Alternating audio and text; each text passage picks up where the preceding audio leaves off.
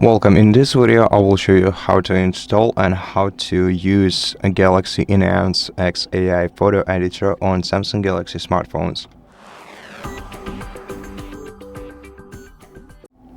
So, you can download and install this application in your Galaxy store. Open the search field and let's search for EnhanceX.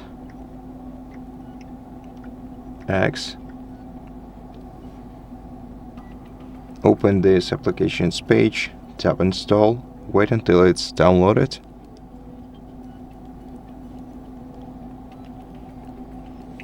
Then open this application. And once this application is opened, let's see the introductions where we can see what can be done with this app.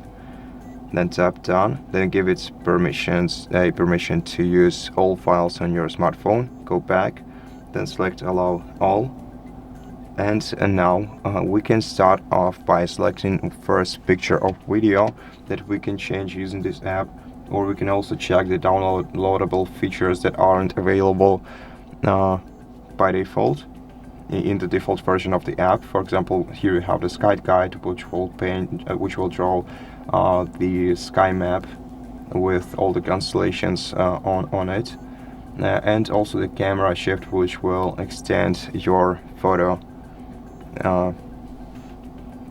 But now let's go to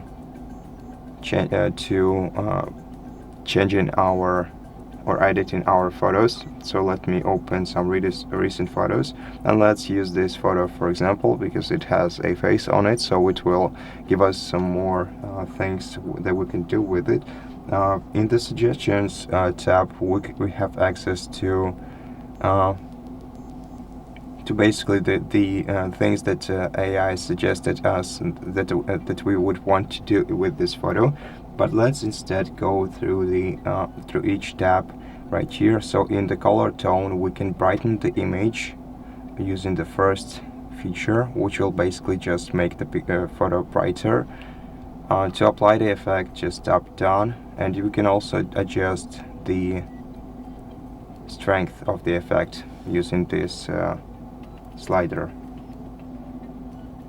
We can also use HDR effect here, and we can also adjust its strength using the slider. And yeah, by the way, I didn't say it the first time, but here we can also check the before and after versions of the photo using this quick preview.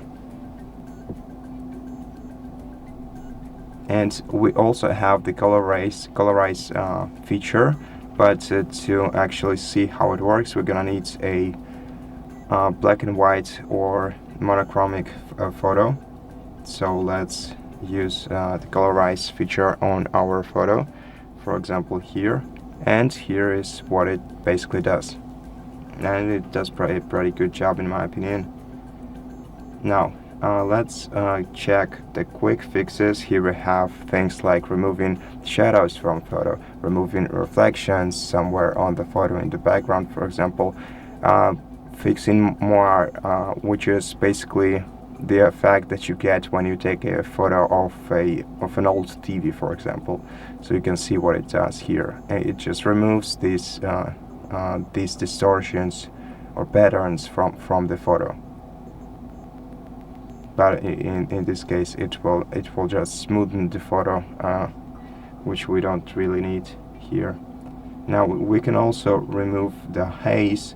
We can fix the blurriness, we can denoise the photo, we can sharpen it, we can fix lens distortions if they are present on the photo, and for documents we can also use clean up doc feature. Now for people, we can change the face using the face feature. Here we can adjust the smoothness of the face, the tone, the eyes, which I don't think we can actually check on in this photo since it's black and white. So let's go back to Krasinski.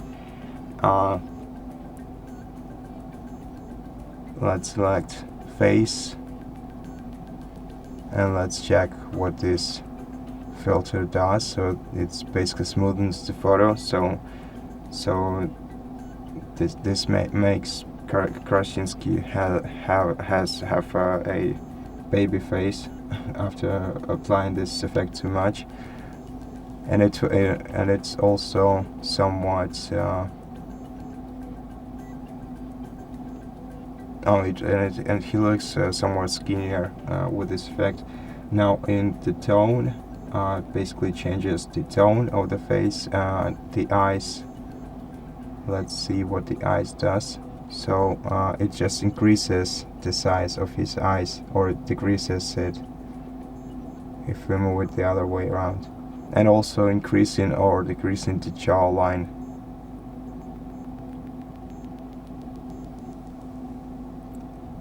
And for older photos, we have a restore picture effect here. We have the effect, the portrait effect, which will basically blur the background.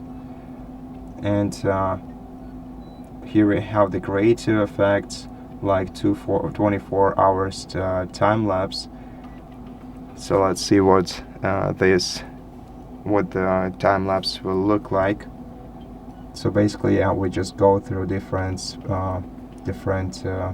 parts of the day, and the photo will become darker and then lighter again.